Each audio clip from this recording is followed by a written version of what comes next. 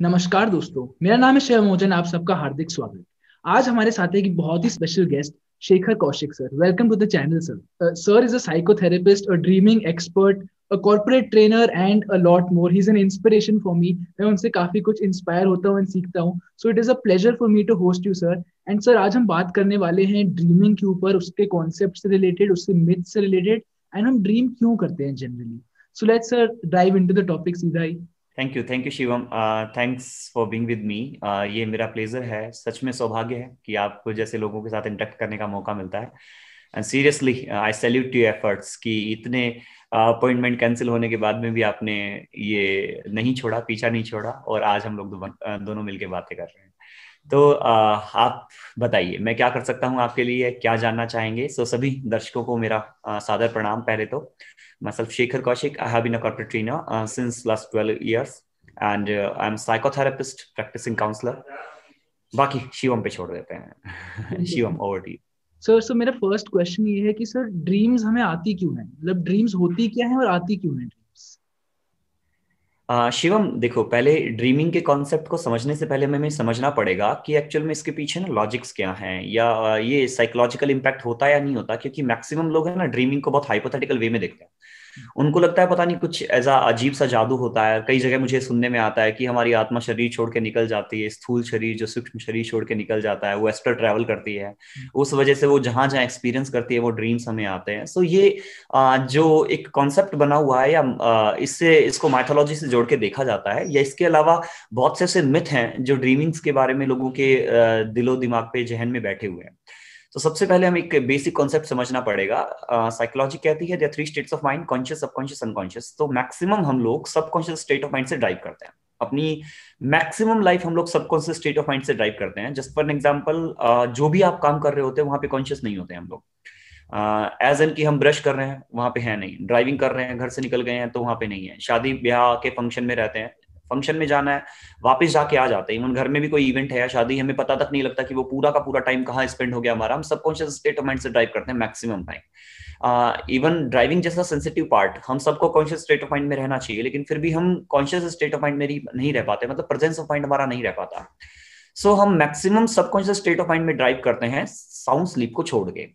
अब कॉन्शियस हुआ कि जब हम जागृत हैं, अनकॉन्शियस हुआ जब हम पूरी तरह से बेहोश हैं, डिसऑर्डर पर्सनैलिटी में चले गए हैं, या हेलुसिनेट कर रहे हैं, इसके अलावा फिट्स आ रहे हैं, इसके अलावा जब हम सो गए हैं। लेकिन इन दोनों स्टेट को जो कंट्रोल करता है ना बैकएंड से, वो सबकॉन्शियस है। यानी कि सोने के बाद जो सपने हमें आते हैं वो सब कॉन्शियस स्टेट ऑफ माइंड से आते हैं।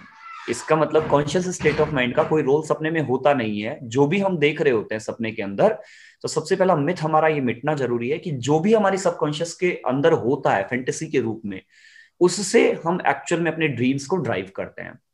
तो सपने अगर मैं बताऊं आते क्यों हैं, तो सबसे पहली बात तो ये कि एक्चुअल में टेक्निकल टर्म आपको ब्रेन का इक्विलिब्रियम, सेरेबम या ग्लूकोज इस छोटे से वीडियो में समझा पाना बहुत मुश्किल है। लेकिन अगर मैं ये बोलूं कि दिमाग के पास सोने से पहले जो एनर्जी रह जाती है, उस एनर्जी को कंज्यूम करने के लिए हमारा दिमाग सपने देखता है।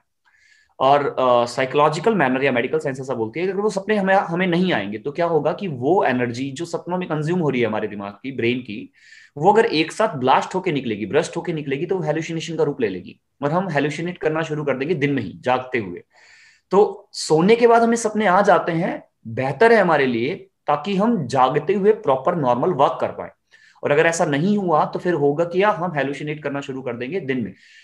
तब कॉन्शियस स्टेट ऑफ माइंड को पूरी तरह से हेलुसिनेशन कैप्चर कर लेगा, तो डिसऑर्डर होना शुरू हो जाएंगे। अब सपने अगर हमें वो उस एनर्जी से आते हैं जो एक्चुअल में दिमाग के पास बच जाती है सोने से पहले, तो हमें सपने आएंगे। मैक्सिमम टाइम सपने हमें दो बार आते हैं, जब हम सो जाएंगे, बेड पे सोने जाएंगे तब, और दूसरा जब हम जागने वाले होंगे तब। गहरी नींद में हमें सपने नहीं आते। This is the clear state of unconscious state of mind. गहरी नींद में सपने नहीं आने का मतलब यह है कि जिस समय आपको सपना नहीं आ रहा, उस समय आप एक्चुअल में ठीक से सो रहे हैं। अब इसका मतलब ऐसे भी नहीं कहा जा सकता कि सपने आना आप लोगों के लिए खराब है या हम लोगों के लिए खराब होता है। सपने आना जरूरी है, लेकिन उसके साथ साउंड स्लीप होना बेहद जरूरी है, जो जनरली हम नहीं कर पाते। और जो तलछट नींद होती है ना, जो बार बार टूट जाती है, उन दौरान हमें सपने बहुत ज्यादा आते हैं। जब हमारे घर में फंक्शन होता है, शादी होती है, तो हम थक के जब सोते हैं, तो उस रात आप ध्यान देंगे कि हमें सपने नहीं आते, है ना। तो पहला लॉजिकल कॉन्सेप्ट ये है कि दिमाग के पास बची हुई एनर्जी को इस्तेमाल करता है आपका ब्रेन सपनों को देखने के लिए, अगर हम नहीं करेंगे तो प्रॉब्लम हो जाएगी। दूसरा कॉन्सेप्ट ये है कि सपने हमें सबकॉन्शियस से आएंगे, तो जो अंदर होगा वो ही निकल के आएगा, जो हमारे अंदर नहीं होता वो किसी भी सिचुएशन में निकल के नहीं आ सकता। अब यू मस्ट बी थिंकिंग कि सर हो सकता है कि सपने में काफी बार हमने ऐसा एक्सपीरियंस किया है कि जो चीज हमने नहीं देखी है वहां पे भी पहुंच जाते हैं, ऐसे लोगों से मिल लेते हैं जिनसे हम नहीं मिले हैं, ऐसा कुछ एक्सपीरियंस कर लेते हैं जो आज से पहले हमने नहीं किया, जैसे किसी ने हिल क्लाइंबिंग नहीं की है, रिवर राफ्टिंग नहीं की है, लेकिन सपने में वो रिवर राफ्टिंग कर रहा है, वो बंजी जंपिंग कर रहा है, उसने आज से पहले एक्सपीरियंस नहीं किया है। लेकिन मैं बता दूं आपको, हमारा सबकॉन्शियस एक्चुअल में रियल मैनर में डेवलप नहीं होता, कि हम जो रियल लाइफ में कर रहे हैं रियल टाइम पे उसी में डेवलप हो रहा हो। जस्ट फॉर एन एग्जांपल, हम जो जो काम पांचों सेंसेस की हेल्प से कर रहे होते हैं सबकॉन्शियस में वो चीजें अपने आप चली जाती है। एज इन कि अगर आपने मूवी देखी है कोई, और बाहुबली मूवी का महल अगर आपने टीवी में भी देखा है तो वो आपके सपने में है। उसका बाहुबली का रियल सेट देखने के लिए आपको हैदराबाद रामोजी फिल्म सिटी जाने की जरूरत नहीं है, लेकिन अगर आपने टीवी में देख लिया तो आपके सबकॉन्शियस का हिस्सा बन गया। इसी तरह से आपने क्या देखा, क्या सुना, क्या जाना, क्या समझा, अखबार में पढ़ा, मीडिया में देखा, विकिपीडिया पे देखा, सोशल मीडिया पे देखा, एक स्पेसिफिक फोबिया, अगर आपको आज से पहले अगर आपने कोरोना फील नहीं किया अपने अंदर, आप कभी भी कोरोना पॉजिटिव नहीं हुए, लेकिन उसके बाद आप बार बार अगर वो न्यूज सुनेंगे तो वो न्यूज आपके सबकॉन्शियस का हिस्सा बन जाएगी और उससे एक डर पैदा होगा, है ना। फैसिनेटिंग वर्ल्ड को देख के, फैसिनेटिंग दुनिया को देख के हमारे अंदर एक फैंटेसी डेवलप होगी, और उसके पूरा ना पूरा होने की वजह से हमारे अंदर फियर जन्म ले सकता है, या फैंटेसीज एक्चुअल में इमोशंस के रूप में बाहर आती है। तो जरूरी नहीं है कि जो सपने में हम देख रहे हैं वो वही हो जो रियल में हमने देखा हो। आपने कॉमिक्स पढ़ी है तो उसका इम्पैक्ट भी सपने के अंदर आ सकता है, आपने कोई इमेजिनरी वर्ड बना लिया आपके सबकॉन्शियस ने, वो भी सपने में आ सकता है, तो आपका वहां पे एक्चुअल में होना जरूरी नहीं है। एंड थर्ड कॉन्सेप्ट इज कि आपका ब्रेन एक्स्ट्रा ऑर्डिनरी वर्क करता है, और एक्स्ट्रा ऑर्डिनरी फॉर्मेट में वर्क करता है सपने देखते वक्त। अब अगर मैं आपको ये बात बोलूं कि क्या सर ये मिथ है या नहीं, लेकिन अगर आप 1 घंटा सपने के अंदर गुजारते हैं, अगर हम 1 घंटा सपने के अंदर गुजारते हैं तो हमारे ब्रेन का नेचुरल प्रोसेस में अगर वो काम करेगा कॉन्शियस में रहते हुए, तो उसके लिए वो केवल 1 मिनट के बराबर होगा। जो एनर्जी उसमें कंज्यूम होगी 1 घंटा सपने के दौरान, वो कॉन्शियस में रहते हुए ब्रेन जो इस्तेमाल करेगा वो केवल 1 मिनट के लिए होगी। यानी कि आपका रियल टाइम पे प्रेजेंस ऑफ माइंड के साथ बिताया गया 1 मिनट आपको सपने में 1 घंटे तक रख सकता है, 1 घंटे तक रख सकता है। तो सोचिए अगर 5 घंटे हम कंटिन्यू सपना देखेंगे, 5 घंटे अगर कंटिन्यू सपना देख लेंगे हम, तो फिर इसका मतलब हो गया 60 आवर्स हमने सपने में बिताए, यानी कि 2.5 दिन आप सपने के अंदर हैं। अब इस सिचुएशन में होगा ये कि आप सपने से बाहर नहीं निकलेंगे, क्योंकि सपने में एंटर करना है ना, इनिशिएट करना आपके कॉन्शियस का काम होता है, लेकिन जब वो वापस आएगा उसको स्टेप बाय स्टेप वापस आना उसका जरूरी है। अगर वो स्टेप बाय स्टेप वापस नहीं आएगा तो मैक्सिमम चांस है कि वो सपने में खो जाएगा। और काफी केसेस साइकोलॉजी में ऐसे देखे गए हैं जहां पे बंदा कोमा में चला जाता है सपना देखते देखते, या फिर वो अचानक से जब कोमा से बाहर निकलता है तो वो बता रहा था कि मैं सपना देख रहा था, मुझे ऐसा लगा कि मैं ड्रीम में हूँ, सपने में हूँ, लेकिन मैं कहीं फंस गया था, उलझ गया था। तो आपके दिमाग का ये जो प्रोसेसिंग है वो बहुत इंटेंस होता है सपनों को देखने के लिए, इसलिए बहुत सावधानियां जरूरी होती है। पर जर्नल ह्यूमन बींग्स के लिए सपने देखना केवल फैंटेसी के बराबर है। आपको 1% भी इसमें डरने की जरूरत नहीं होती कि हमें कोई अजीब सपना आ रहा है, वियर्ड आ रहा है, मुझे फोबिया है, कुत्ता पीछे पड़ गया, एग्जाम राइटिंग में मैं फेल हो गया हूँ, या एग्जाम टाइम में मेरा पेन खत्म हो गया है, कैलकुलेटर बंद पड़ गया है, या हो सकता है कि मैं आईएएस का आज इंटरव्यू था लेकिन एग्जैक्ट टाइम से 1 मिनट लेट हो गया हूँ मैं। काफी लोग हैं ना जो बहुत सिस्टमेटिक स्टडी करते हैं, बहुत प्रेशर में होते हैं, स्टडी के प्रेशर में होते हैं, जो यूपीएससी वाले होते हैं उनके साथ जनरली ऐसा होता है कि बार बार इसी तरह का सपना आता है। तो अब ये जो मिथ है ना सपनों के बारे में कि मुझे दबा खजाना मिला, हो सकता है मुझे सांप दिखा सपने में, दबा खजाना मिल जाएगा। जनरली मैं किताबें पढ़ता हूँ आजकल जो बहुत वियर्ड सी होती हैं, जो बस स्टॉप पे उन पे मिल जाते हैं कि जानिए सपनों के रहस्य, बहुत अजीब सी दुनिया लोगों ने बनाई हुई है सपनों को लेके।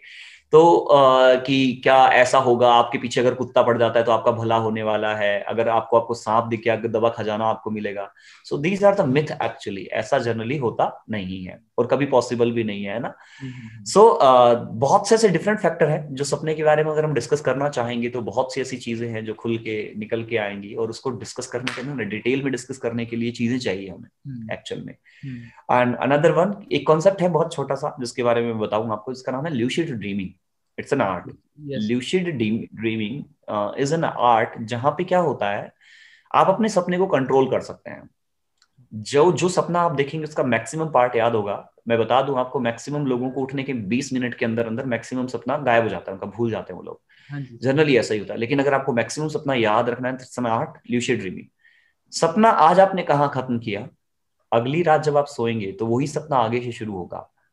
और इसको सीखने के लिए या इसको प्रैक्टिस करने के लिए ना, एक तो इंटेंशन बहुत जरूरी है आपकी, कि भाई मैं वास्तव में करना ही चाहता हूँ।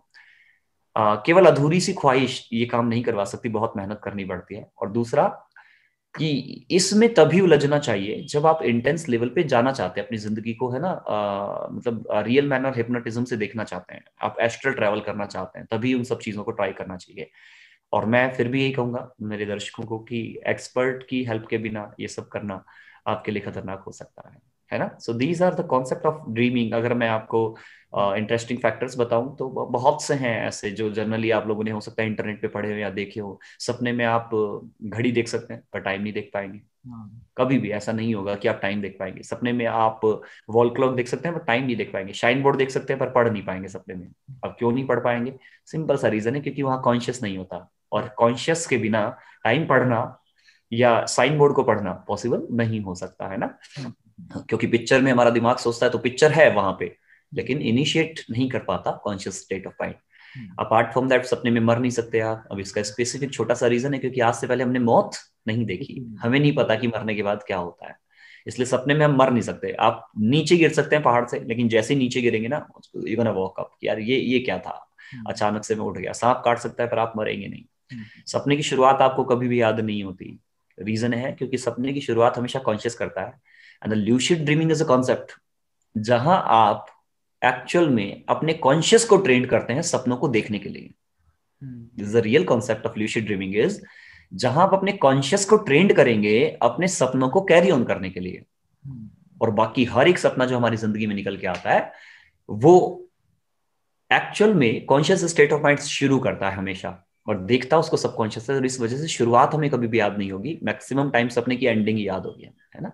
सो they are different concept over there. अब इसमें बाकी की बहुत सी ऐसी बातें हैं जब हाँ कर जी। सकते हैं। हाँ जी सर। हाँ जी, इसमें एक छोटा सा क्वेश्चन आ रहा है कि जैसे आपने कहा कि हमें पता नहीं है कि मरने के बाद क्या है। सो ऐसी कोई साइंस है, ऐसी कोई मतलब उसमें स्टडीज हैं कि लोगों ने प्रूव किया हो कि ये होता हो या ये नहीं होता हो? एंड सर इसी का दूसरा नहीं पार्ट, ऐसा सर इसी का दूसरा पार्ट ऑफ द क्वेश्चन है कि अगर हम मूवीज में देखते हैं तो वो भी हमारे सबकॉन्शियस का पार्ट हो जाता है। तो कई मूवी में हमने देखा है कि शायद मरने के बाद ऐसा होता होगा। सो कहीं वो हाँ, चीज़- exactly the point, exactly the point, बिल्कुल सही कह रहे हो शिवम। हम्म, मतलब देखिए, आपके पहले ही क्वेश्चंस का जवाब जो है वो आपका दूसरा क्वेश्चन है। हम्म, पहला तो आपने ये पूछा कि क्या सर ऐसा है क्या पॉसिबल, क्या कुछ ऐसा कहीं थ्योरीज में मेंशन है या कोई प्रैक्टिकलिटी है कि आफ्टर डेथ लाइफ होती है हमारी या नहीं होती, हम्म, या हम एक्चुअल में ट्रैवल करते हैं। तो अगर मैं माइथोलॉजिकल कॉन्सेप्ट से आपको समझाऊं तो रीइंकारनेशन जैसी चीज जो है वो माइथोलॉजी में जो बताई गई वो डिफरेंट कॉन्सेप्ट है, वो सपने से रिलेट पहले तो नहीं करता। और दूसरी चीज, कभी भी आप अपनी डेथ के बाद में क्या होने वाला है, मैथोलॉजी भी ये कह देगी, आपको बता देगी कि मरने के बाद होने वाला क्या है, वो एक्चुअल में आपके कॉन्शियस को पता होगा, इसकी कोई गारंटी नहीं है। क्योंकि मरने के बाद आपको सब कॉन्शियस का केवल एक पार्ट आपके साथ जाता है जिसका नाम है इंटेलेक्ट, जिसको बोलते हैं चित्त बोलते हैं ना, श्रीमद् भगवत गीता की भाषा में वो चित्त है जो एस्ट्रल ट्रेवल करवाता है आपको। तो पहली बात तो साइकोलॉजी के अकॉर्डिंग ऐसा कोई भी वर्ड नहीं है जो आफ्टर डेथ आपको अप्रोच करता हो या आप उस वर्ड में अप्रोच करते हो। दूसरा, आपने बोला कि सर फिर काफी काफी लोगों के साथ ऐसा होता है कि वो है ना सीपीआर के बाद है ना वापस से जिंदा हो जाते हैं। कुछ समय के लिए वो मर गए थे लेकिन डॉक्टर ने सीपीआर किया या कुछ और ट्रीटमेंट किया, उसका इंजेक्शन लगाया और वापस से जिंदा हो गया।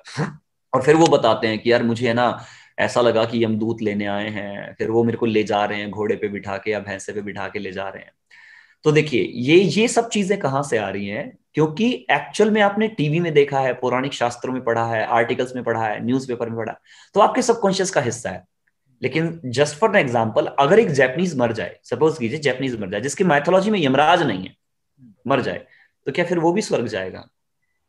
पॉसिबल नहीं। आप और मैं अच्छे से जानते हैं हम सब कि इस कायनात को रचने वाला कोई ना कोई एक है जिसने रचा है।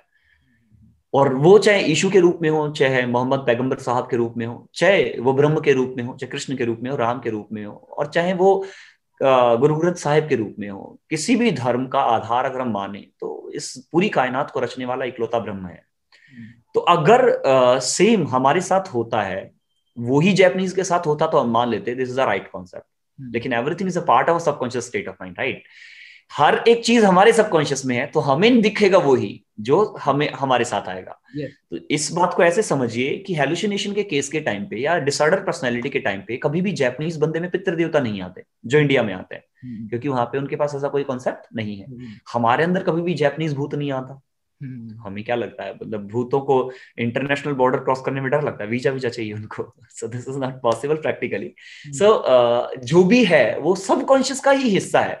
हम ये नहीं कह सकते कि इसके अलावा बाहर से भी कुछ ऐसा है जो एक्चुअल में हमें ड्राइव करता है, विच इज नॉट पॉसिबल। और जिस दिन ड्राइव करेगा ना, मैं बता दूं आपको, मैथोलॉजी ऐसा बोलते हैं, जिस दिन हमें कोई शक्ति ड्राइव करेगी जो हमारे अंदर ऑलरेडी है, अगर उसका या पार ब्रह्म का एक अंश मात्र भी हमारे अंदर आ गया, तो फिर तो बहुत मुश्किल हो जानी है हमारे अंदर, बिल्कुल है सर। ना?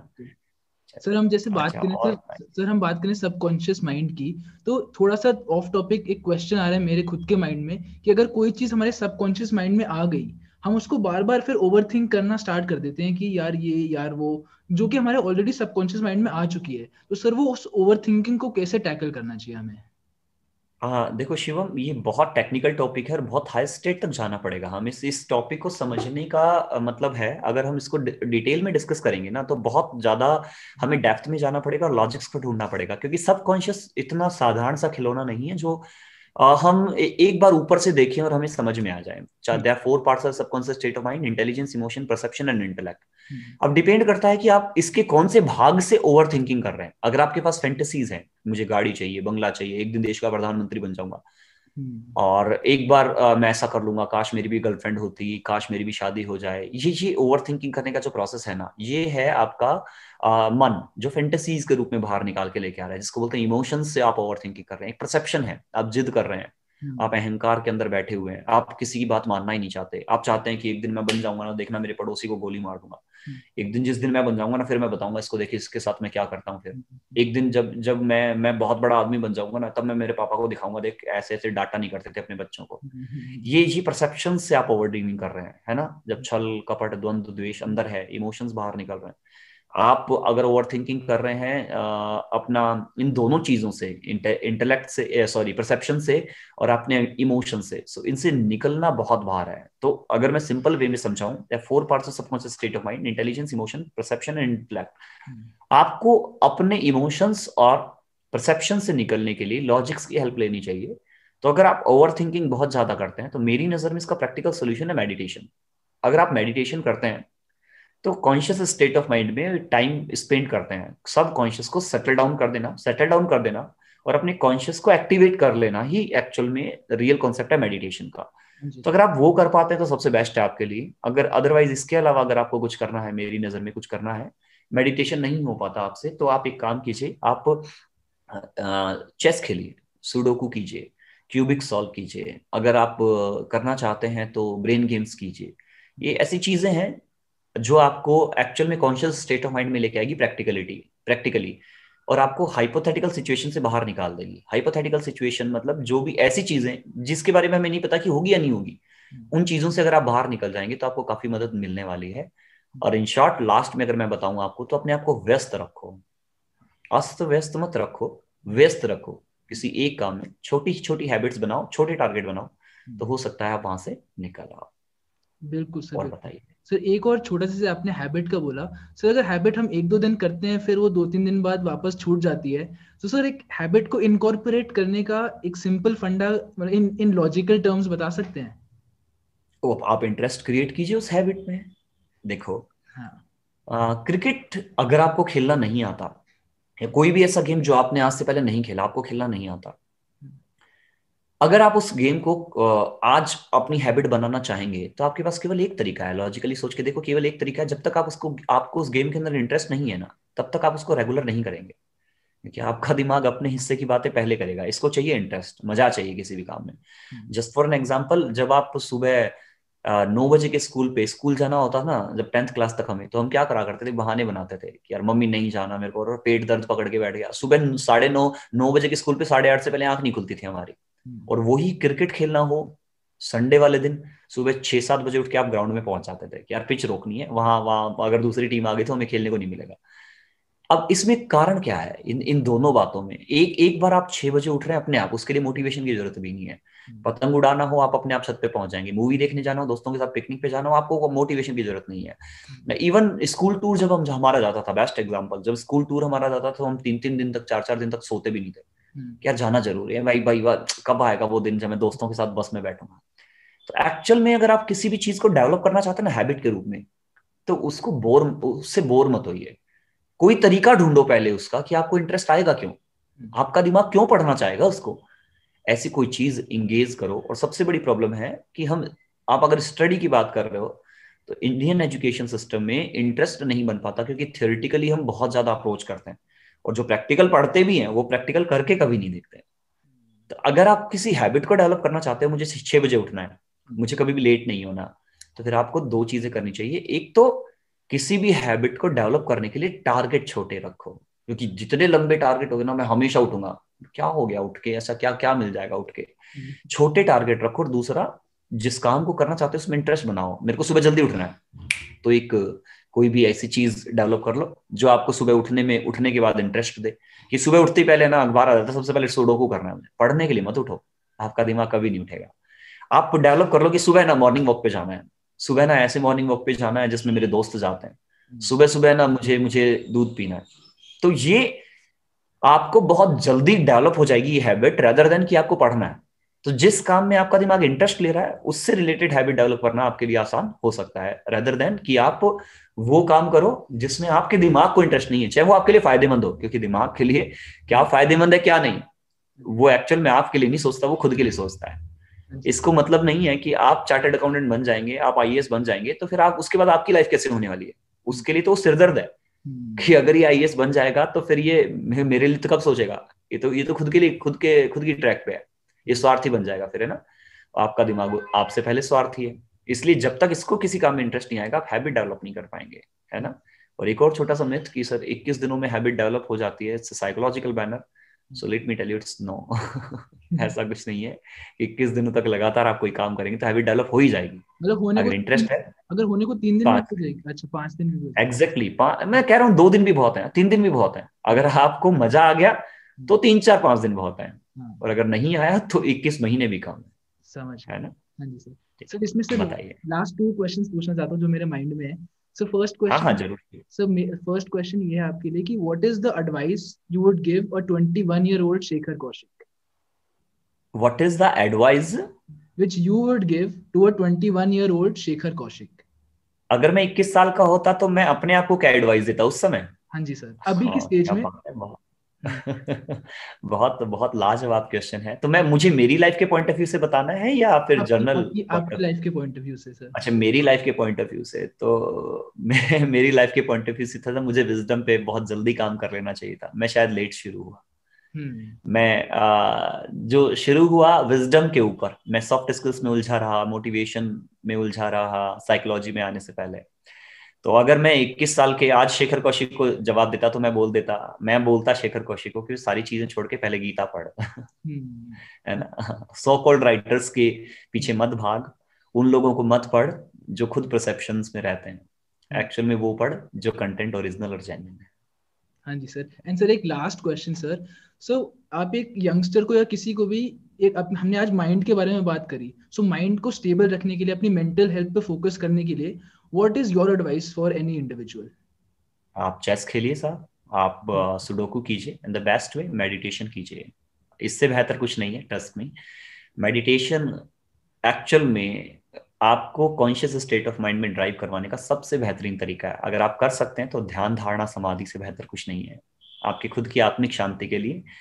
पर मेडिटेशन को हाइपोथेटिकल वे में एक्सेप्ट ना करें कि पता नहीं होगा या नहीं होगा। मैं तो करने बैठता हूँ 5 सेकंड भी नहीं बैठ पाता, मेरा तो थॉट्स पता नहीं बैकएंड पे कैसे कैसे चलते हैं, सर में तो तुरंत आंखें खुल जाती है, मम्मी बोल लेती है, टाइम नहीं मिल पाता। मेडिटेशन वो नहीं है जो आप सोच रहे हैं। पहले ध्यान को जानिए, फिर धारणा को जानिए, उसके बाद समाधि की अवस्था तक जाइए, जो ब्रह्मनाद है ना, जो सहस्त्रार है। अगर वहां तक आप पहुंच जाते हैं तो फिर मेडिटेशन से पीछे मुड़ के देखना आपके लिए लगभग असंभव हो जाएगा। आपको सबको मेडिटेशन करना चाहिए। Thank you so much sir, thank you so much आने के लिए सर चैनल पे। It was really a pleasure to have you sir. धन्यवाद sir. Thank you. Thank you Shivam, thank you so much, it was nice meeting you again, thank you. Thank you. And मैंने sir के सारे handles नीचे मतलब comment section description में डाल दिए हैं, तो सर को जाके फॉलो करना, एंड अगर ये वीडियो पसंद आई तो सर को भी मैसेज करना कि अच्छी लगी। तो चलिए, thank you, thank you. Thank you Shivam, thank you. Thank you.